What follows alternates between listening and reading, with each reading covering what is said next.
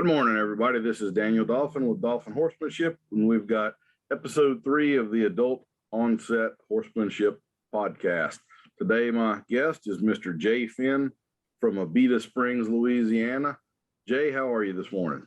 Good, buddy. How are you? Oh, doing well. So, Jay, we start off the podcast with the lightning round questions for award points. So these are meant to be just short answer, quick little icebreaker kind of things to get us in the right mood. All right, let's hit it. What's your favorite way to relax? Have a beer. Okay. South Louisiana, not real surprising there. Morning or evening? I'm gonna say morning. But I'm not sure for what though, so we'll say morning though. Are you a morning person? You roll out of bed, you're wide awake, ready to go, or you got to have 3 cups? Oh of no, coffee? absolutely not. I gotta have a coffee, cigarette, then I'm awake. Okay. So maybe more of an evening, night owl kind of a person, or I'll wake up. I'm usually up at 5 o'clock, and once I have my coffee, cigarette, I can go to about midnight. But I gotta have my coffee and cigarette first thing in the morning. Okay. Bay or sorrel? Probably sorrel. Does pineapple belong on pizza? No, absolutely not. What's one of your biggest pet peeves? Someone hanging my bridle reins up wrong. So my wife is the absolute worst at it. We've so the first podcast was me. Then my first apprentice yesterday was Heather. We recorded her yesterday. That's 3 horse trainers in a row, and we all have the exact same pet peeve. Do not mess up my bridle reins. I'll have a good day. Also, I'll say bridle rein. Like next couple hours, I'm just mad. I'm like, I've told everybody 1,000 times how to do it, showed them, demonstrated it, put it on video. Still can't get it done. I hear you. Favorite beverage? Water or Michelob Ultra? Oh man, that's both water. What is something unexpected about you? I only listen to on the road EDM and dubstep music. Wow. I do not like country music that much, so I love like EDM, dubstep type music. Okay. What superpower would you choose? That's a good one. I guess teleportation. Okay. Eliminate my travel time a whole lot more. Is kind of just like make money appear a superpower? I'm not aware of any superheroes that have money as a superpower, but I keep waiting for someone to go Russia. I like it. Nobody's done that yet. Thoughts or feelings? What do you mean by that?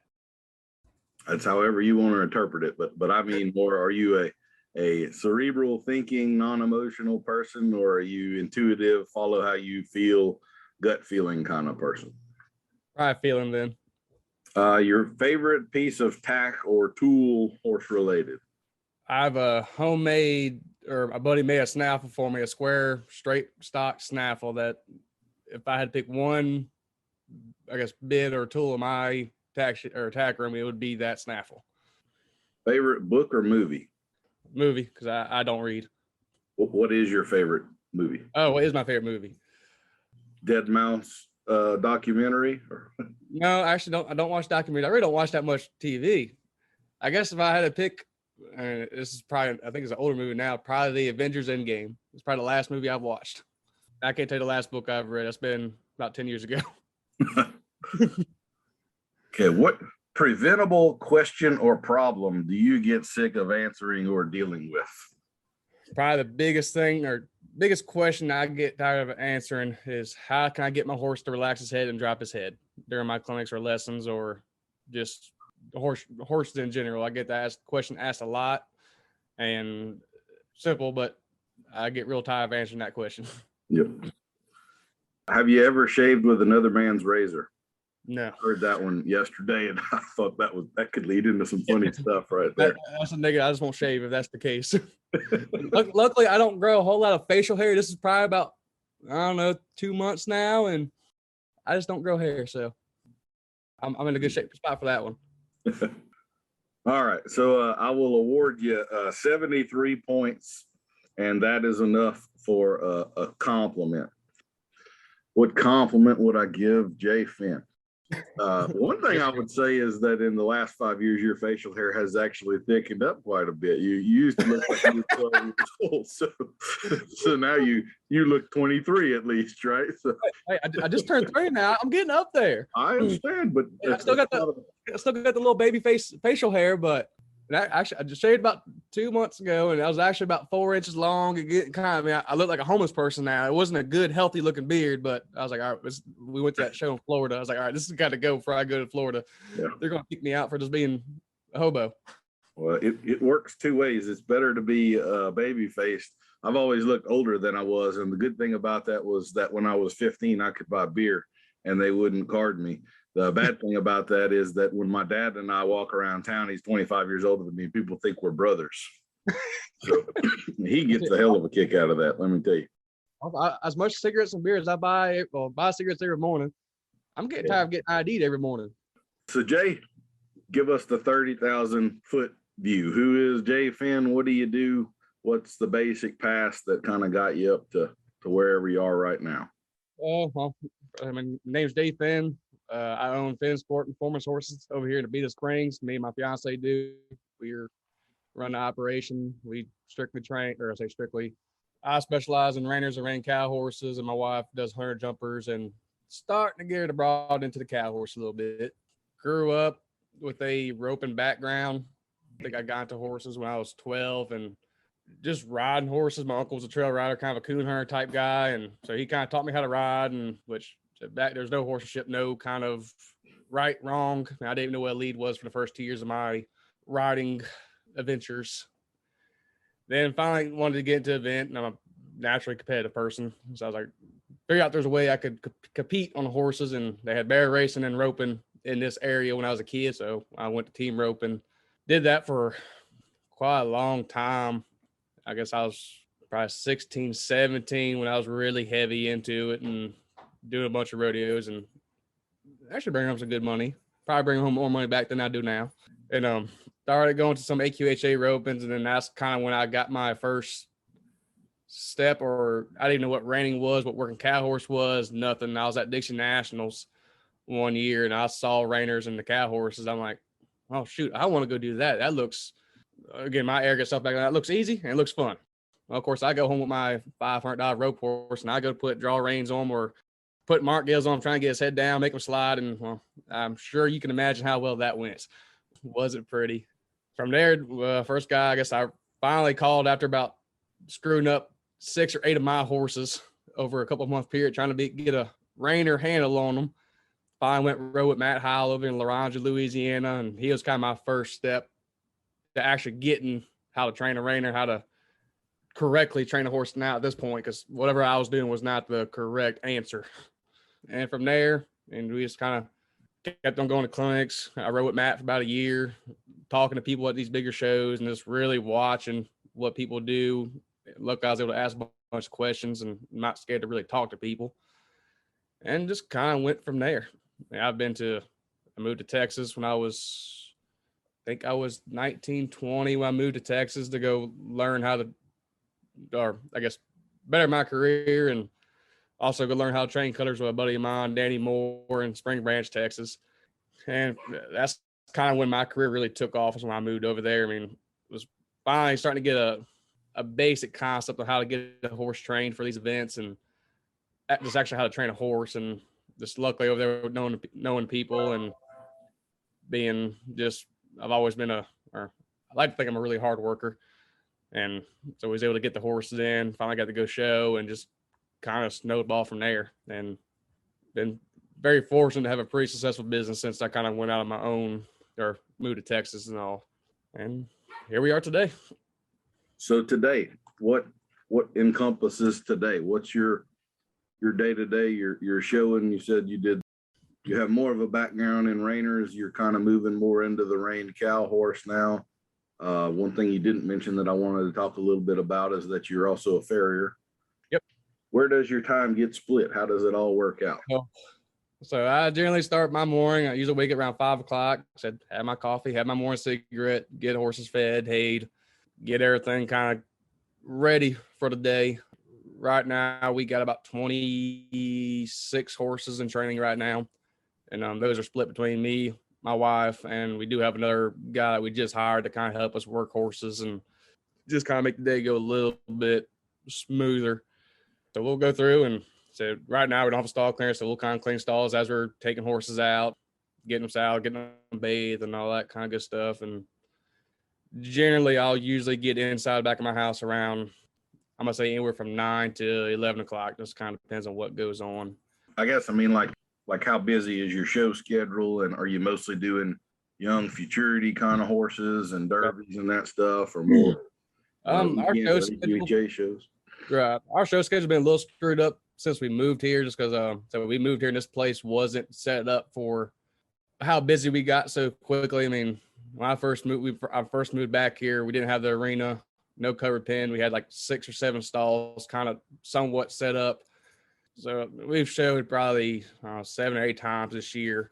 Just like just local events. I got a bunch of amateurs and non-pros starting to get into it, and kind of just doing some smaller shows. Hopefully next year we'll be back on a normal schedule where I'll be on the road.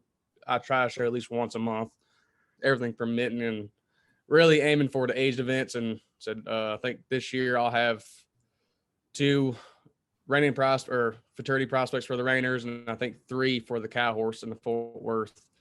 So I'm really trying to direct my attention to my aged event horses, and both the cow horses and the reiners. Just really, I guess, up my game toward that venue. And that's really what I want to stick to. Just so everything going on this year between the hurricanes, getting this place built, money, because unfortunately it costs money to build this stuff. Yeah.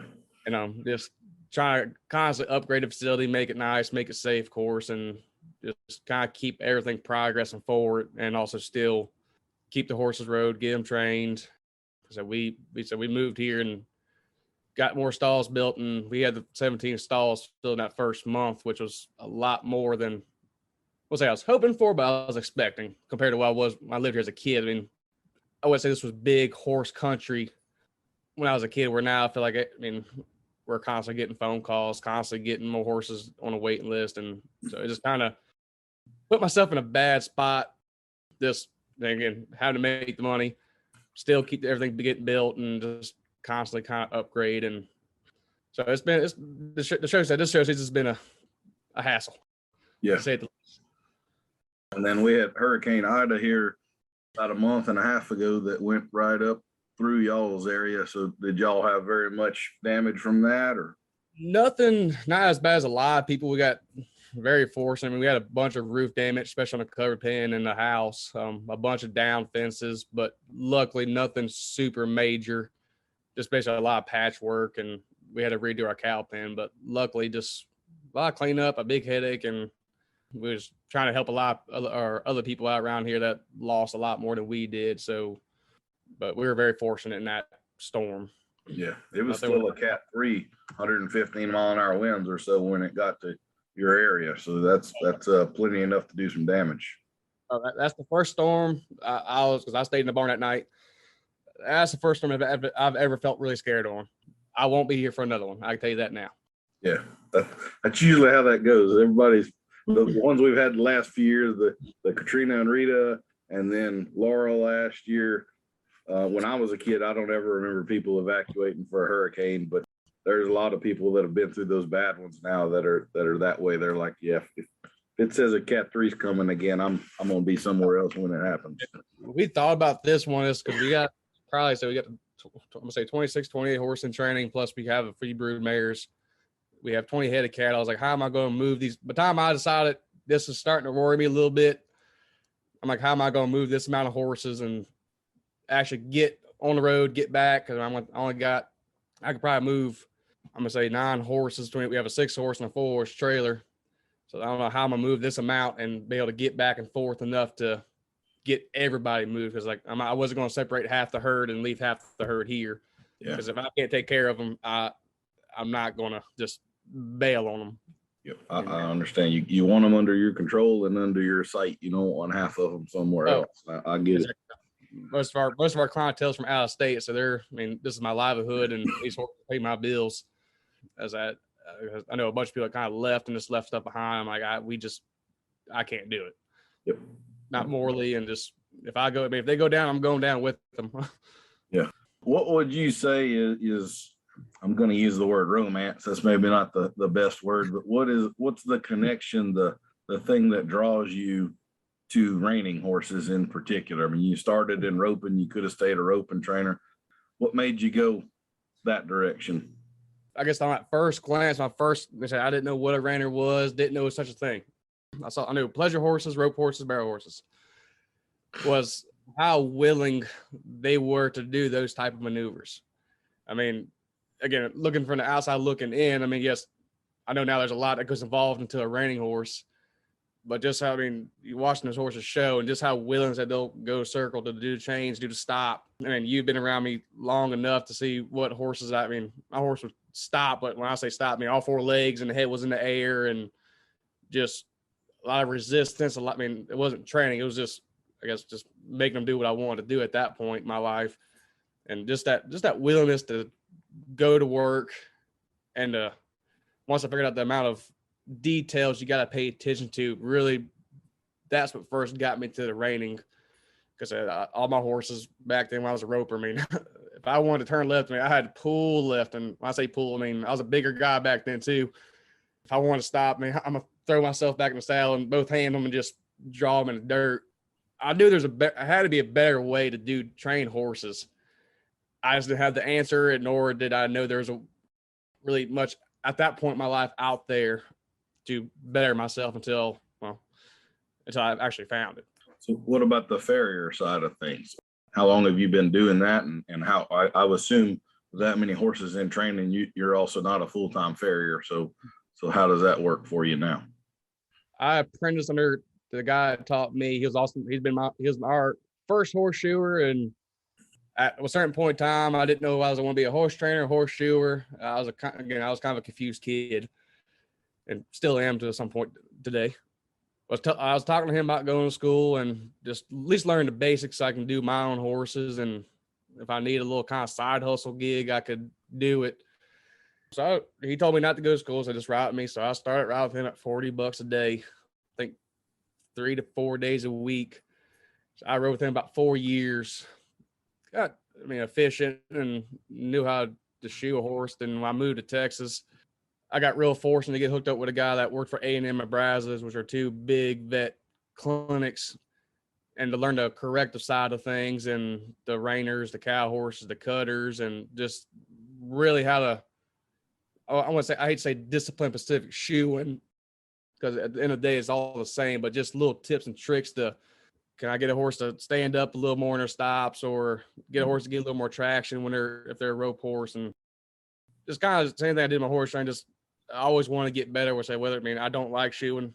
If I could, I would quit, but I'm not gonna let anyone do my horses. Just always trying to better myself so I can better my horses, my programs, and I'm never satisfied with where I'm at, and sometimes to a fault. But I just kept on shoeing, kept on trying to get better, and once I moved to Josh Lyons in Tennessee, it's kind of when I slowed down and never really went back to the public and just stayed to my horses and my select few outside clients' horses.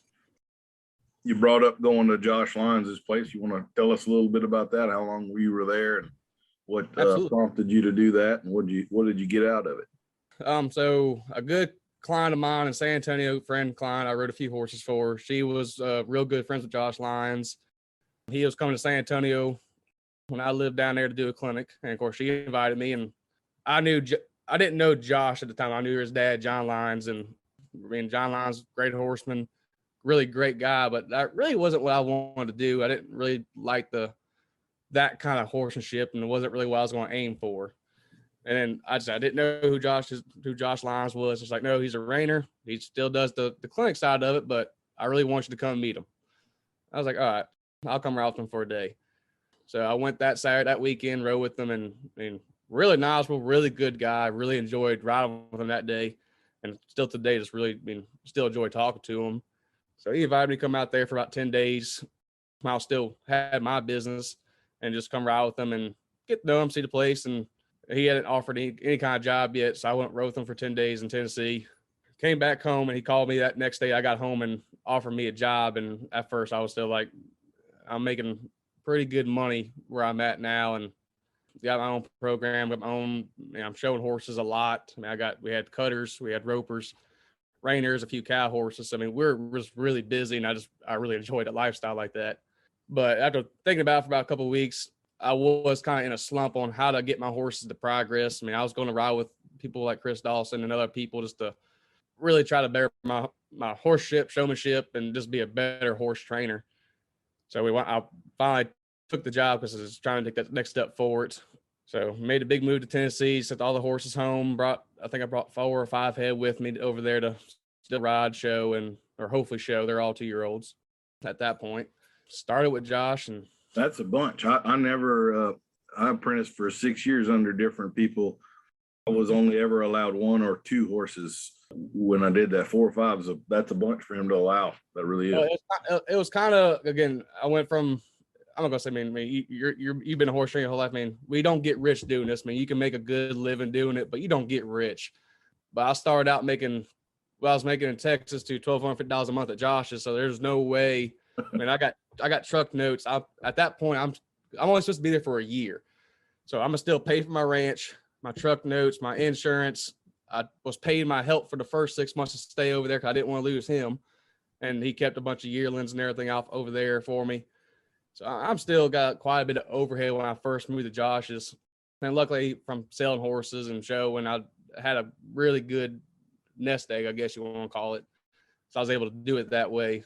So I went out that way and so started doing the horse training. So he was a kind of a step up my rein program. He's real good about getting, not necessarily how to train a horse necessarily, but how to teach a horse and really get in their head and make it their idea on how to get one trained at a really high level, and to make it easier for me, make it easier for them, and still keep the horses happy, keep them sound, and keep it progress. And also, I mean, the clinic side of it really helped me because, I mean, we'll be on the road for months and months at a time doing the clinics. And it really helped my teach them how to break it down to a bunch of different people at different levels at the same time without kind of getting across and people getting confused. Because, I mean, there's be some clinics we'll have 15 to 25 people in an arena. And of course, myself at first, I'm like, I have no idea how to teach this many people. I'm used to my one-on-ones.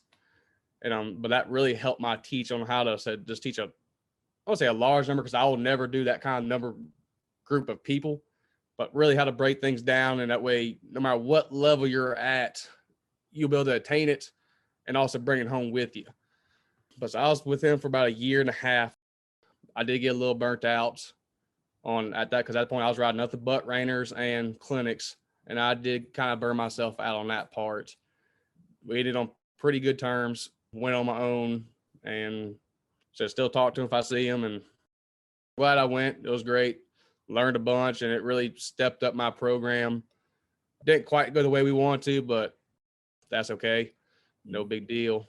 Going there, I really wanted to learn how to still show horses, step up my showmanship. And we did get to go show quite a little bit, but not to the degree I wanted to. And I didn't want to be a full-time clinician, and I do very few clinics a year. Enjoy them. As I said, be on the road for months and months at a time and teaching that many people one weekend after the next really burnt me out on the clinic side of things. Mm-hmm. And I love talk. Was that? Clinics are taxing.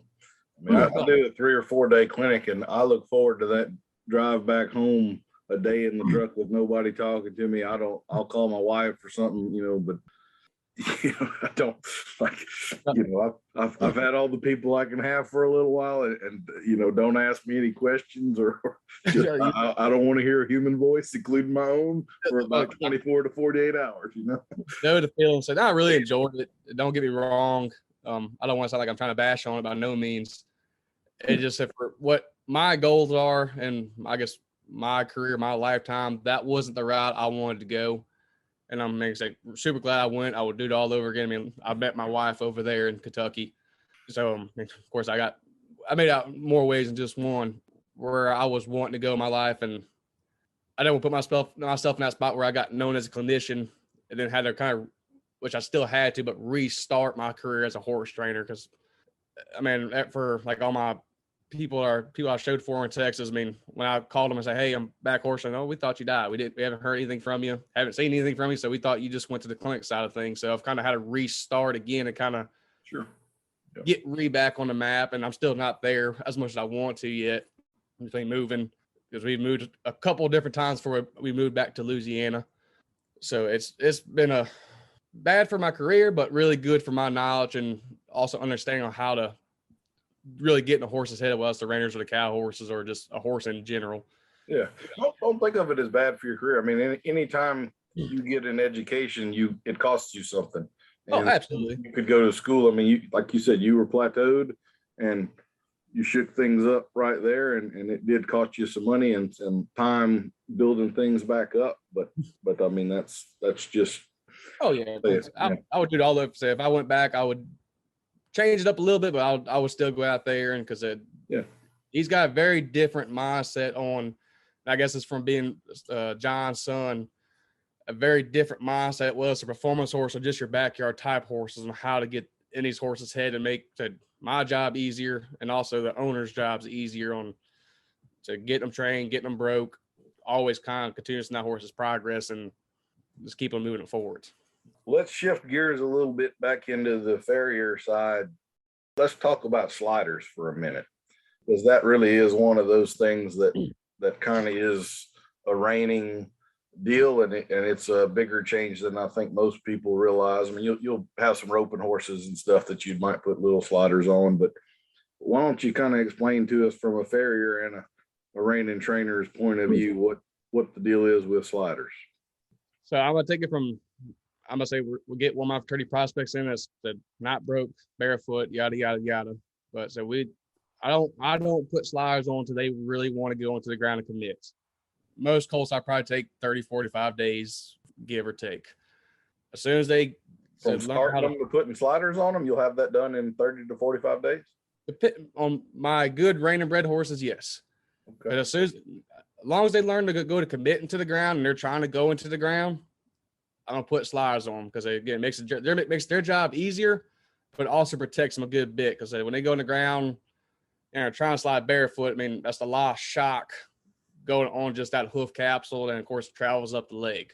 Mm-hmm. And it's kind of like you going ice skating with tracks or going rollerblading on gravel. I mean, it's not going to be. You can do it. It's just not easy. Yeah. That first set is a very, very, very basic. Just like you're going to throw on any other kind of shoe, it's going to be a completely flat 3/4 inch baby plate or 3/4 inch plate, whatever you want to call it. Because I don't want to make it where they ski out from underneath themselves, need to scare them, or just make them where they just want to lock their hocks and stifles up and just ski like an old time reiner. I want those horses to go down there and spread those back legs and really push and break in half and learn to push and push consistently, not just just lock your legs up and go slide 35 foot. I mean, I don't like that look, and I don't like the feeling on the horses either. Then from there, I'll go up to 7/8.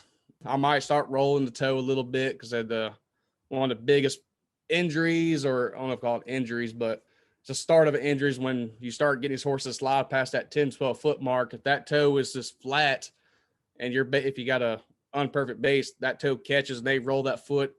And when they're running down there, you're going to start causing some serious injuries, not only to all those tendons right there, but also the stifle, because now that's going to get pulled down. And plus it's going to start, on a younger horse, it's going to break their confidence because now they can't hold the ground. So we'll start rolling the toe and maybe start adjusting the plate, because we do, especially your really big stoppers, really kind of want to split when they go down there and start running and really getting to the ground. Their legs really want to kind of split, and sometimes too much, where they got to kind of come out and then replace their feet, which is not the end of the world. So we might start taking, this is your foot, that's pretty straight. If they're going out, I might just kick that toe to the inside a little bit. That way, instead of the foot traveling that direction, at least the leg travels the direction I want it to slide. Yeah. So the breakover in the direction of travel, even though the hoof capsule does not. Exactly. I'm real big on keeping it as natural as possible. No matter what, they're going to be balanced. The angles are going to be correct. It's because some people will offset them as far as lateral and bilateral, where they said they're just unbalanced. My theory on that is, whether it's a 3-year-old or 4-year-old, whatever the horse is, I'm only sliding maybe twice a week. But if I got them unbalanced like that, every step they take, they're tearing apart their joints, their ankles. I mean, nothing lines up. Now you're going to start getting soundness issues down the road. And one thing I take a lot of pride in on both my shoe and my trainings, we're real good on keeping horses sound. My old Blue Eye stud, I know you remember him. He's still showing. He's 17, 18 years old now and still marking 72s in the reining up in New York. So I take a lot of pride in that, but I'm a big believer. So if you don't have them balanced, I mean, it's just natural wear and tear. Anyway, so once we get past that 7/8 mark on a reiner, most times I'll stick to an inch, and then I might drag a heel out a little bit longer if they're getting still too spread out or getting a little too weak. And also depends on the footing of where I'm showing at.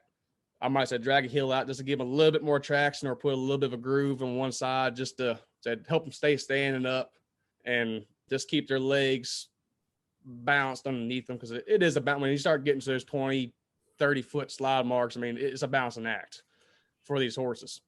So the biggest part when you're shooting these reiners is, one, don't make it too easy where they can just go ski and just lock it up, but also keep them straight where they don't just say either spread, or even horse that stop base narrow, I'll make them spread. That way it takes the shock off just the hocks and the stifles, where you watch a good reiner slide, that shock's going all through the leg, but also through the hip, up and through the half of the back. So now just a leg taking the shock of it. I want that whole hind end to just disperse that shock, if that makes sense. Yeah. I think it'd be a good time for us to take the little commercial break and bring in our sponsor for this episode. So this episode is being brought to you by Dogma Pack, and Dogma Pack would like to remind everyone that no matter what the overwhelming amounts of scientific studies show, a foamy mouth is a wet mouth, and a wet mouth is a good mouth. That's our sponsor for this episode right there. Speaking of my pet peeves. So we talked about sliders there. In the stop, what percentage of a good slide would you say isn't in the rear end? So like a horse has to move their front end. If they mess that part up, the slide is not going to be good. They're going to just job and bounce. So what are your thoughts on that? Biggest thing on that, I mean, of course, depending on the horse, you might have to kind of pick their front end up a little bit, whether it's with a aluminum shoe or maybe even a little bit of a wedge. But a lot of that comes from the training and also how the horse is just conformationally put together. But you can always make it better just with the right training. But also you can help with a little bit of the shoe and whether I need to make the breakover come back a little bit quicker. Make it harder for them to lock up, basically, where they kind of have to break over. Exactly. And so a lot of times on a really low-headed horse, as a younger horse, they're, of course, when they got low, they're just going to drop their shoulder down there with their neck as well. So I might work a lot more on just to getting those horses picked up in their shoulders, where that shoulders wants to elevate more throughout that stop. And that's usually your 3 biggest fixes for a horse that really wants to lock up on their stops. Once they get the feel of it, they'll hunt for that, of course, easiest way out. So that brings up 2 other things. One, you mentioned conformation. Would there be any aspect of conformation that isn't classically correct that you actually prefer to see in a horse? Like, now I know cutters and reiners people don't realize how different a stop and a slide are. But I actually like to see a horse that's a little cowhocked. I've always gotten along with them way better. One that's real straight. I've never been happy with the stops and turns I get out of a classically built straight inline horse. Isn't as athletic, in my opinion. I can agree with that. And most of my biggest stoppers, and I have quite a few in my barn right now that are I call them sickle hocked, where they're naturally just, again, it's not correct, but I find those horses naturally want to stop a whole lot deeper, and thus easier for them to get in the ground and hold that ground. And so same thing with the cow hock, where I said I want those horses to spread, and if those legs are already a little bit, now there's pros and cons to both of them. But if those legs are already there, of course, it's going to make it a lot easier for them to not only, whether it's a cutter, the cow horse, the reiners, to get into the ground and either hold the ground or balance themselves as they're sliding. So, but sickle hock and cow hock probably my 2 biggest. Like if I see them, that's not going to deter me from a a prospect to go show. Or I mean, one of my best mares that I have right now, I just finally bred her last year. She's pretty cowhocked. I don't say pretty cow. I mean, I would call her like a 4 out of 10. Is it correct? No, but she was such a good mare, and overall, just a well-built mare, got plenty of bone, plenty of mass. So I'm not going to let that deter me just because it's not a 10 out of 10 perfection. I mean, you've seen more horses than I have. I haven't seen a perfect horse yet. One thing, I guess, while we're on confirmation, I seem to be noticing more and more, and we are a little different. I deal with a lot of different breeds of horses, not just quarter horses or even certain bloodlines of quarter horses, but it really seems to me like in my lifetime of dealing with horses, we have a lot more cases of shoulders that are straight up and down versus shoulders that are kind of running out there and give the horse some reach and some stride. Do you notice any other trends like that, or do you notice that one? Do you see that in reining bloodlines? Or Yeah, you do see a lot in reiner and cow horses both, where so the shoulders are not. If I was going to put together a horse not where I would want it, but also the way we're breeding these horses today, we're almost getting away from conformational, I guess, purposes. Where I mean, some of these horses just naturally freaks. I mean, I got a little 3-year-old in the barn now. Conformational, he's a wreck. I mean, an absolute wreck. Probably one of the most talented horses I've ever been able to ride. I mean, what he does, he shouldn't be able to do the way he's built, but he can do it. I think we're just like anything else, it's constantly evolving. I mean, we're breeding these horses more for athletes, which we need athletic, but I really still like that kind of that correct bone, as correct as possible conformation. That way, because I like my horse to be able to show for a long time and just keep it all sound. But yeah, there's definitely the shoulders. So I like to let kind of where it's a little longer, where they can get some stride out there, not just straight up and down as much in a ways. So on another aspect of that, I'm gonna ask this as an honest question, but this might be a little offensive too. So I'm just, you ain't gonna offend me. Yeah, we know each other well, but like some of the audience out there, if they're reining people following you, that they might be about to tar and feather me after I say this. But I have always found the reining rollback to be the weak link in the chain. And what I mean by that, I come from a cutting horse background.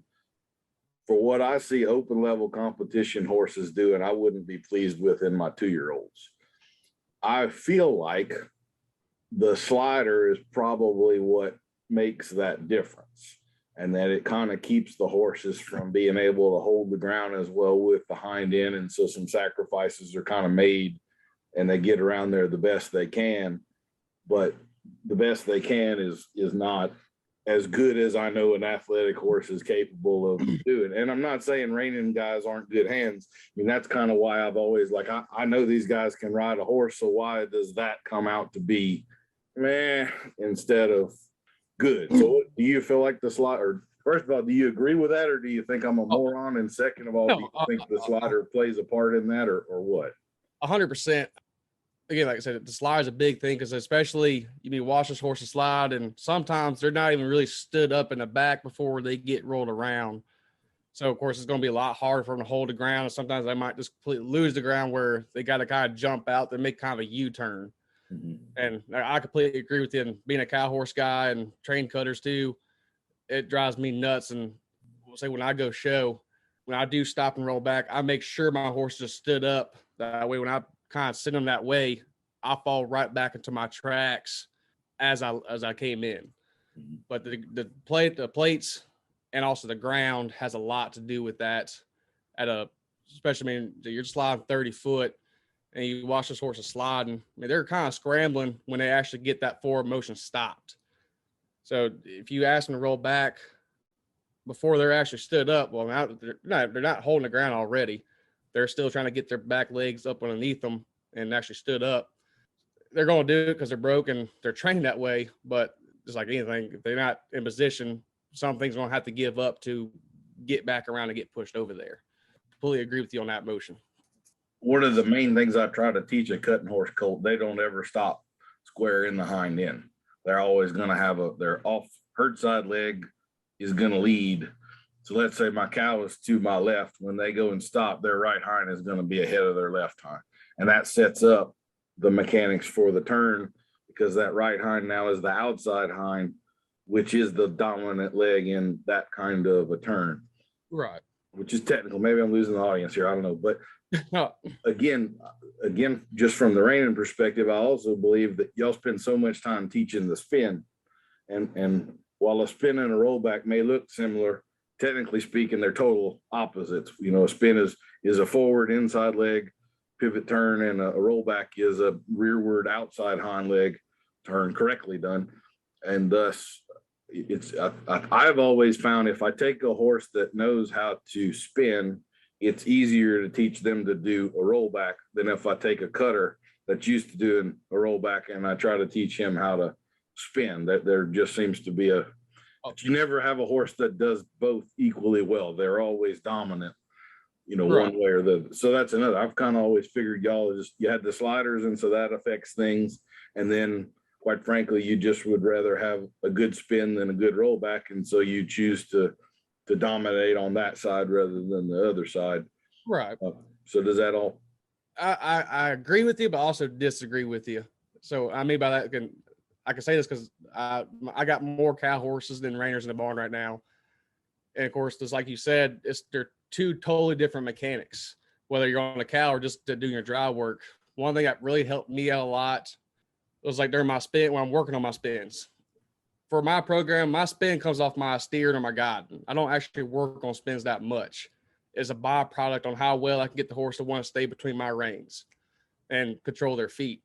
So when I'm going to work on a spin, say today, I'll keep them pretty straight, just make them get off my outside rein and maybe pull a nose a little bit just to make sure that leg kind of comes back underneath me. When I work on like the herd work on a cow, I put a lot more bend into it and a little bit more draw. That way that leg comes around and that rib gets out the way to not only get a good rollback, but also not kind of screw up my spin or my spin program, because I have struggled with that in the past on how to get the best out of both worlds. And that's, as of right now, been my answer to that kind of question, because it is a struggle and it can become an issue.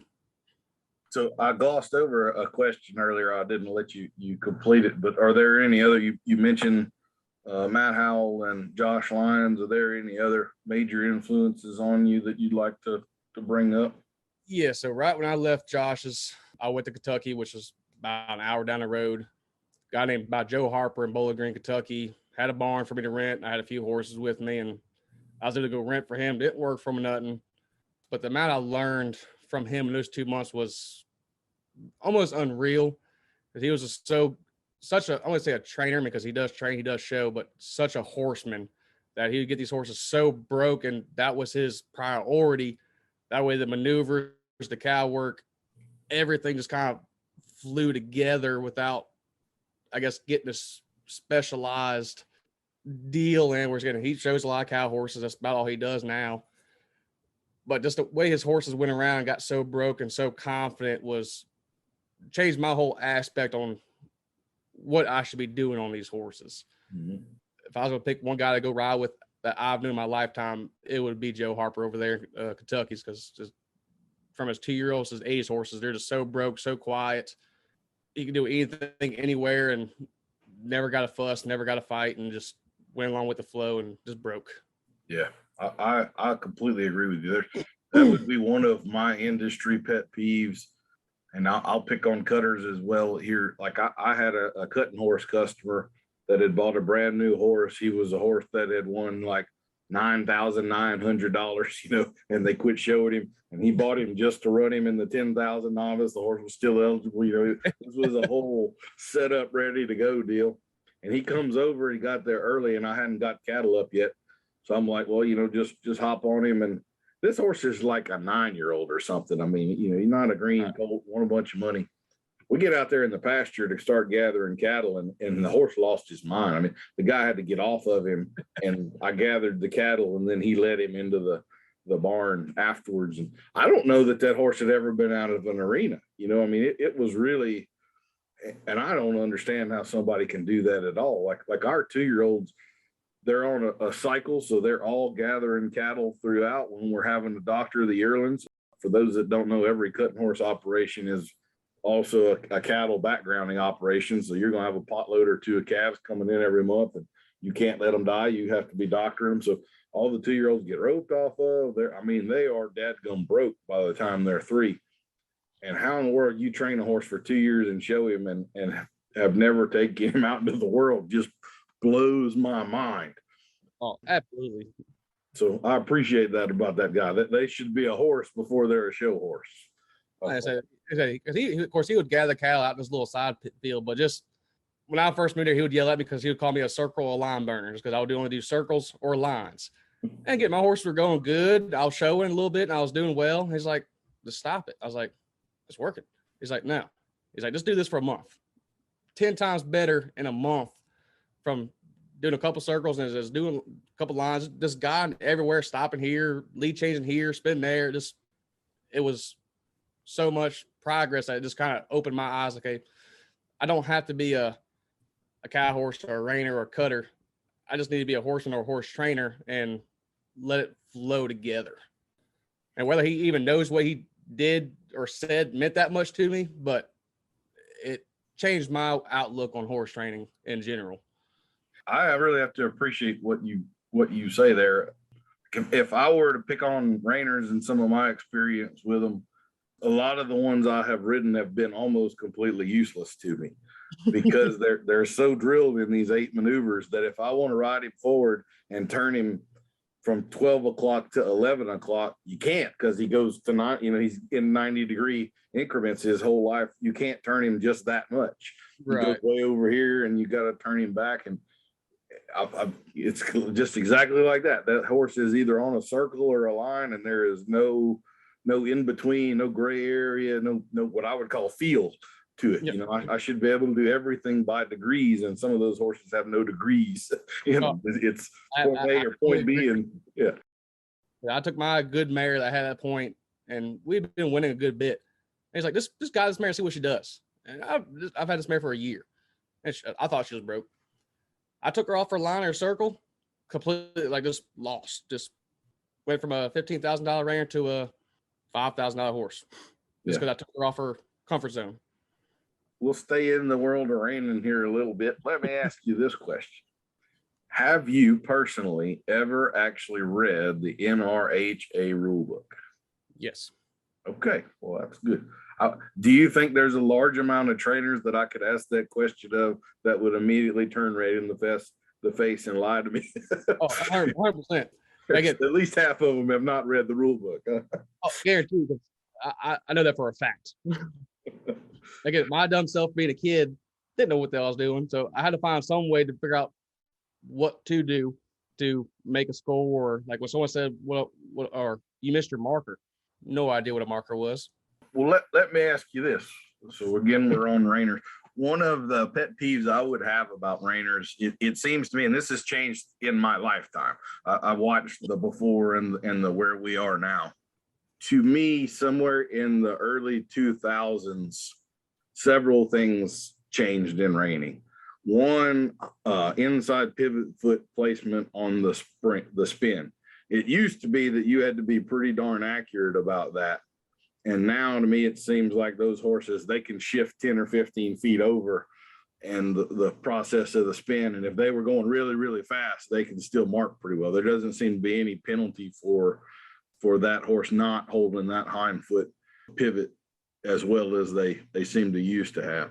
So we'll address that. But also, it seems to be that vertical flexion got put on steroids. And I would say from the reiners that I have ridden, and I'll even say I rode one behind you a few years ago at a deal, that those horses wind up vertically flexed. They're on a hinge right there. I mean, they have yield right there, super, super easy. But if you try to bend them at all, they're very, very straight and stiff sort of horses. And the lateral flexion, I think, suffers in that aspect. So what would be your thoughts on those two statements? And I would also say, since we brought up the rule book, do you feel like judging has drifted from the original intent of what it was supposed to be? In other words, do we have some fads that are in there that are now being rewarded that are not actually true to the original intent and rule book? Yes and no. So I do, I have a bunch of things that agree with the NRHA stuff. I'll show the association as a good association, but the judging system I feel like is pretty straightforward. I mean, there's really no way to, again, if a judge, just like any judge event, if a judge likes that style, yes, they can technically mark them higher, but they got to be able to justify that mark. So there's like I said, a fad for the last couple of years is these super low-headed horses. Now, a lot of people think this comes from training, and to a certain degree, but most of it comes from the conformation and the way we're breeding these horses these days. I have a 2-year-old. I can't pick her up and soften her up yet. She hasn't given me a reason to, so I haven't worried about it. Her nose has stayed in the ground from day one. And she's still correct, still everywhere. Just she likes to have her head way down there. I think that's where people get confused is on that fad, quote unquote, is a lot of these horses are bred and built to do that.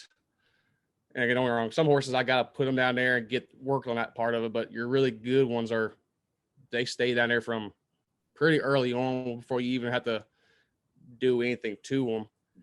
We'll go back to your second question on They have the natural, the headset is a more natural tendency than an artificial man-made deal. Exactly. And it also kind of goes into your second question about our reiners don't have a whole lot of lateral. Now, I do a little bit different too, but still very much straightforward. On my reiners, I really never pick them up lateral that much or that often because, again, our goal is to ride one-handed between the reins. I don't want them bent much at all because especially for a reiner, bending causes a lot of issues and spins, changes, stops. So from day one, I want them straight. And my program is a little different from now than it was back then. From day one, my first thing I teach a colt when I get on it is to stay between my bridle reins, almost like my reins between or connected to the shoulders, not the head. Because once I get the shoulders moving where everything's working from the hip up to the shoulders, everything's a whole lot easier for me to get trained without putting the bend where they want to hide a rib or move the rib cage or lose their hip, and where they want to stay naturally collected without me actually having to teach collection. Because if they're straight and driving straight, whether we're in a circle, they're going to be on a decent horse. They're going to be collected from that first ride instead of me having to dissect it and go back and teach collection. So let me ask you this. How would you define collection? Hip pushing up, back raising. I don't care anything about the head. Shoulders getting elevated, of course. But my main thing is I want that hip driving up underneath themselves. And I don't mean to be argumentative here. I'm going to tell you one of the classical definitions of collection is right. the lowering of the three major joints of the hind end. So that's part of the horse driving under, but it also requires a certain amount of strength for the horse to kind of squat like a horseshoer, right? Not anybody can get underneath the horse and squat and stand there for 30 minutes without locking their knees. It takes development. And one of the aspects of that, people talk about lifting the back. It's actually more lifting the withers. Have you ever heard the term the cradle in the front end? So if, again, a lot of people might not realize this, you could take a 3-inch long blade pocket knife and cut a horse's front leg completely off of his body. There is nothing but muscle that holds that on. There's no bone to bone. There are some ligaments and stuff, but the front leg is not nearly as attached to the horse as you might think. And consequently, a horse can stand still and they could take their wither and lift it up 2 inches or drop it down a couple of inches. And that's really what the horses do it in collection. It isn't that they are, it's semantics, but the way that you've said it is lifting in the shoulder, and they're actually doing the opposite. They're pushing down with their shoulders and lifting with the wither. So the spinal cage is raising up, but the shoulder is connected to the ground. It can't, but the spine relative to the shoulder is rising. Right. And so this is what I would say. If we were to take a horse loping in collection, there would be pretty much no point at which the withers would ever be lower than the point of the hip. Right. But that is one of the things we see a lot with some of the reiners now with the head low position and all is that they are not actually lifting in the front end as much as we would like to be. And I'm not arguing that conformation has nothing to do with that. Right. It's just, it is one of those departures kind of from the classical aspect of things. And I haven't ridden enough of them. You know, if I could go climb on, I could sure feel whether, you know, the way things feel and the way things look are not always the same. But that again is one of those things. If you watch the NRHA Futurity winner from 2005 and you watch the one from last year, it would really be two pretty different pictures stylistically of the things that are going on. So there has been a significant change in my view. Oh, 100%. over that period of time anyway. So 100%. And it's always going to, in my opinion, it's always going to, I mean, it's like the cutting horses. It's always changing. People are finding ways. Of course, we're breeding better horses, better athletes, but everything's always evolving. Yep. And I think when it stops evolving is when the horse industry is going to kind of just pucker out. What would be one of your favorite horse memories? Oh, that's a tough one. That's a real tough one. Doesn't have to be your favorite. I mean, just a good one, and it doesn't have anything to do with showing. It could be when you were 12 and, you know, whatever. But I guess it was when I bought that Blue Eye Studs, because that was kind of my first reiner, quote unquote, which I don't know how that horse did what he did, because I screwed him up to all, got him back. Poor thing. Man, because I didn't know how to slide, I didn't know how to spin, and I've been working my butt off just to get this horse to stop and spin around. When I finally ran down there and just said ho, did pick the reins up and got my first, it was only like a probably 8 to 10 footer. Probably one of the happiest moments that comes right to my head in my career. Just because we worked hard on it. Again, I knew it was me getting in the way. Just I finally got so mad, I just gave him 8 foot of rein, went down there and said ho, and he just dropped his little butt, and it was 8-10 foot, which in today's world ain't much, but I just remember I got off, took the saddle off. I think I threw it in the arena and washed him off, gave him a bath, and just made me smile ear to ear. I feel you for sure. There isn't a whole lot that feels better than a real good stop when they really they drop and it's smooth and it's just so natural feeling. Yep, it's poetry. Absolutely. So how about the flip side of that? Do you have a super just massive failure that happened one day, or a real embarrassing horse story you'd be willing to tell on yourself? Probably my most one that comes to mind. I know I got more failures than successes in my life story. So at this point in time, my first big time cow futurity horse, I had him as a 2-year-old, trained him. First futurity I brought him to, we did the cutting first, then the reining, and then we had to do the rein work the next day. This horse was a monster fence horse, but again, me being nervous, crapping my pants, yada yada, and all between. Boxed this cow, and this cow was way too fresh. I knew it, but I'm gonna bring this thing down the fence because this horse is a good fence horse. Well, I went down the fence and I didn't set him up, and I didn't do anything by the book. Every rule I had, I broke. Stepped in front of this cow. This guy's only like 14.2, and I'm working this thing has to be like 700-800 pound heifer. And I just crammed him into that corner, and that cow jumped up, knocked me straight out, pushed me off. Or literally just jumped over the horse, hit me, platted it. Horse took off, and it took us probably like good 15-20 minutes to finally actually catch that horse. And that was probably I really just want to go back to my truck and just leave the horse in the arena and just go back home. I feel you. I'll tell one on myself, and I don't know with every interview that I'll have enough embarrassing stories to tell, but there was a buckskin mare that I rode probably 15 years ago. And it was a horse that I couldn't stand for a customer that I really liked. You ever been in that uncomfortable position? And way too often. And like customers will mention a lot of times that this horse is rough to ride and whatever. And guys like you and I that have ridden tons of them, they have to be pretty much on the extremes to register it all. This mare would jar your teeth out of your head. I mean, your organs hurt after trotting her around. She just was just unbelievably rough and athletic and unathletic. And I'd ridden her about a year. He wants me to go to a show. So I went to a last show with her, the stock horse deal. And this was in the early part where I think you were doing a reining pattern and then the cow at the same time. After 2-3 years, they split that up. But Right. so I had done that on her, and then at that point you could also choose in roping or circling, and I decided to rope off of her. And she was, she was broke. I mean, she wasn't terrible about that, but that was right when they had gotten some of those big ass fans in the arena. And I break my rope out and I go after the cow, and man, her eyes roll back in her head and she runs right up on that cow like I thought we were fixing to get legs tangled and go head over heels. And I'm picturing, I was tied off. I'm picturing my rope hooking that fan and it just sucking me and this buckskin mare right up into the hole.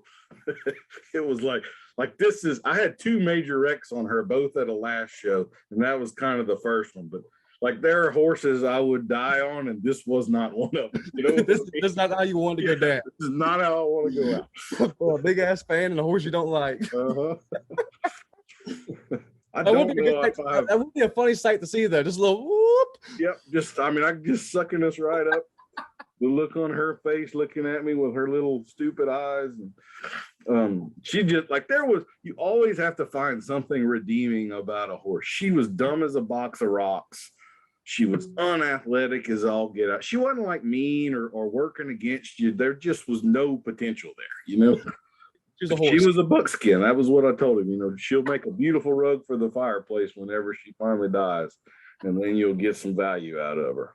So, oh man, would you consider yourself an experimenter? Do you like to try things and play with stuff and all that? Like, I used to get a new bit, and man, that bit went on every horse I was riding for a month or two, and then you'd figure out how it would work with this personality or that training stage or whatever, and you do that kind of stuff? Oh, whether it's from the bits to training methods, because like even today, I'm a quote unquote professional, I still go ride with other people and still call other people when I'm having an issue. And there's also some things if I'm on the road, as I do a lot, I go back and forth to Texas a lot. So I'm up at stupid o'clock in the morning. It's usually I come up with some stupid ideas. Every now and then a good one.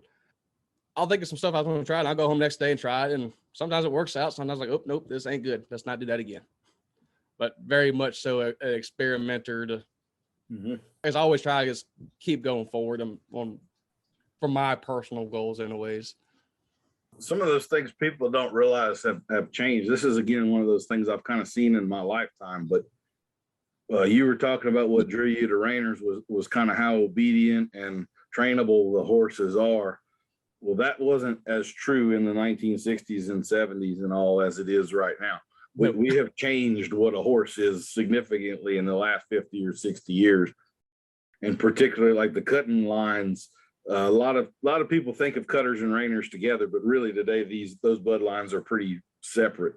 Like the back when they weren't so much, those were some tough bronchi horses. You had to be a cowboy, and there was some blood and guts and all involved in getting those things broke. And today that's not nearly as true as it was back then. One of the other changes I think you would be too young for, but like, this was one of the things one of my mentors lived through, Mark Cooey. Nowadays, you are blessed to be in a time where there are a lot of people that'll help you. It used to be just the opposite. When the young kid was coming along, you'd ask so-and-so at a show, who you liked your horses, what do I need to do with mine? That old codger was likely to tell you how to go home and screw that thing up so that you would never win on it again. And it wasn't the spirit of cooperation. It was the spirit of take out the competition back then. So 100%. I still see that sometimes, especially like the weekend events. Yeah. I 110% agree with you there. 110%. Because I've been in that case where I've asked someone for help when I first started show with the cutters when I lived in Texas. I thought he was a nice guy. Went home. I'm pretty sure I screwed up every single one of my cutting horses. And I went back to the guy that taught me. He's like, who told you that? He's like, I told him whoever it was. I'm not going to mention any names. And he's like, that guy's just, he was trying to kill you. Yeah, he's pulling your chain. Yeah. I was like, he was nice. He's like, no, like that's the complete opposite of what you want to do. And I'm like, oh shit. Okay then. Sometimes that fella that's nice and helpful is not actually being helpful. No, not at all. Not in that case in the waist. What do you wish you could go back in time and tell the 15 or 16-year-old Jay Finn? What do you wish you knew then that you know now? Go work for someone else first. Don't be an arrogant prick and think because you watch Clinton Anderson on YouTube, you can do the same thing. That's my biggest, I won't say regret, because it has helped me. I'm able to get along with a lot of different kind of horses and also make not as talented horses still perform at a relatively high level. But I do wish that when I was younger, when I guess I didn't have the bills or overhead, that I would have went and worked for a really higher end trainer just to at least get myself set up in that right foot instead of having to screw up how many horses I've screwed up my lifetime as a kid to get where I'm at today. Experience is not the best teacher. It's the most expensive, and it's a whole lot cheaper if you can lease someone else's for a while. Yep. 100%. And when we get a bunch of kids that come here, and I love helping people, especially they want to be trainers. I'm the last person out there that's going to kind of throw water on someone's dream just because it is hard. Go ride with, if you want to be a trainer, go ride with Casey or Andre Papani. If you want to be a cutter, go ride with Boyd Rice or Jason, same with the cow horse. Go ride with someone because they're always hiring, first of all. And you get that experience. Yes, you might be a stall cleaner off the bat, but you get to be around those type of horses, that kind of program. You get more out of it than trying to do it how I did it, where I just did it more out of trial and error. Yep. So that'd be my biggest thing. I would agree. I have a little bit of a pet peeve of, it's mostly younger people that go by some clinician's program or go to 3-month deal at their place or whatever and figure that they're a horse trainer when they get done with it. And man, yeah, like I apprenticed for 6 years and I could have done a couple more. It takes a long time to learn and feel and all of that stuff of what you're going to handle. It's not something you're going to pick up in a year or two or a few months or whatever. So I talk to people all the time. I was like, training horses is the easiest part of the business, but learn how to take care of the horses, take care of clients, and actually, like my thing, I am terrible at invoicing. Thank God my wife she likes to invoice. But get on wrong. I do this. I do enjoy horses, but I do have to eat still. Yeah. How to actually run this as a business and watch overhead. And running as a business took me the longest time to learn. Where if you go to a program, they're going to teach not only how to ride those horses, but how to take care of them, deal with your vet, the farrier, upkeep, and to run it as a business. Yeah. You're around to hear enough, half of the phone call while you're in the truck and all that stuff. You're going to pick some stuff up for sure. Yep. Oh, exactly. Like my biggest thing I struggled with too was how to schedule as far as horse shows was. Because I was a kid, like, I'm gonna go to that horse show that month. I'm going there. That don't work when you got 20-something, 30-something horse in your barn.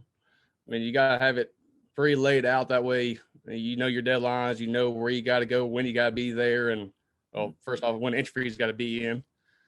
I played a lot of late entries when I was younger. Yeah, there's a business side to it. Absolutely. Well, Jay, it has been a fun and enlightening conversation. I hope I didn't offend too many Rainer sensibilities with some of my questions at all. They'll get over it. Yeah, it'd be all right. Absolutely. They were kind of corny. It'll be all right. Well, and folks, we'll have Jay's website and all that contact information linked in the show notes. So if you'd like to get in touch with him for lessons or clinic or to send a horse to him in training or whatever, we'll hook you up. So, Jay, thanks for being on. I appreciate it, buddy. Anytime. I had a blast. All right. Well, take care. You too, buddy.